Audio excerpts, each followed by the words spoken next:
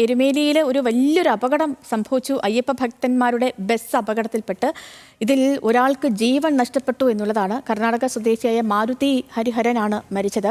ശബരിമലയിലേക്ക് പോയ ബസ് നിയന്ത്രണം തെറ്റി മറിയുകയായിരുന്നു. ഇതിൽ ഒരാളുടെ നില ഗുരുതരവുമാണ്. 33 തീർത്ഥാടകരാണ് ഈ വാഹനത്തിലുണ്ടായിരുന്നത്. ഗോകുൽ രമേശിനോട് ചോദിക്കാൻ വിശദാംശങ്ങൾ. ഗോകുൽ, വലിയ അപകടമാണ് സംഭവിച്ചത്. ഒരാൾക്ക് ജീവൻ നഷ്ടപ്പെട്ടു, ഒരാളുടെ ആരോഗ്യനില ഗുരുതരമായി തുടരുന്നുണ്ട്. അപ്പോൾ യഥാർത്ഥത്തിൽ അവിടെ എന്താണ് സംഭവിച്ചത്? അമിത വേഗതയാണോ, നിയന്ത്രണം വിട്ടതാണോ, എന്താണ് അവിടെ സംഭവിച്ചതെന്നാണ് മനസ്സിലാക്കാൻ കഴിഞ്ഞത്? രക്ഷാപ്രവർത്തനം പൂർണ്ണമായും അവിടെ കഴിഞ്ഞോ? ആശുപത്രിയിലുള്ളവരുടെ ആരോഗ്യനില എങ്ങനെയൊക്കെയാണ്? പറയാം ഗോകുൽ.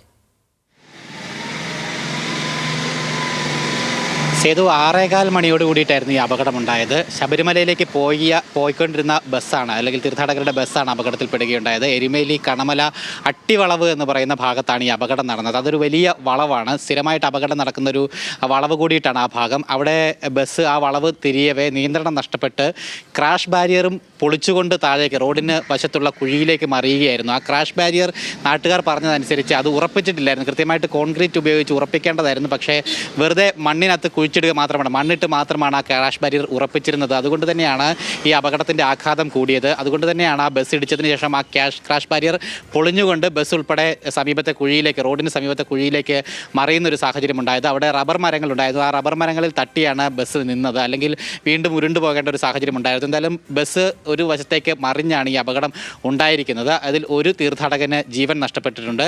കർണാടക സ്വദേശിയായിട്ടുള്ള മാരുതി ഹരിഹരൻ എന്ന 40 വയസ്സുകാരനായിട്ടുള്ള തീർത്ഥാടകനാണ് ജീവൻ നഷ്ടപ്പെട്ടിട്ടുള്ളത്. ഒരാളുടെ പരിക്ക് ഗുരുതരമാണ്.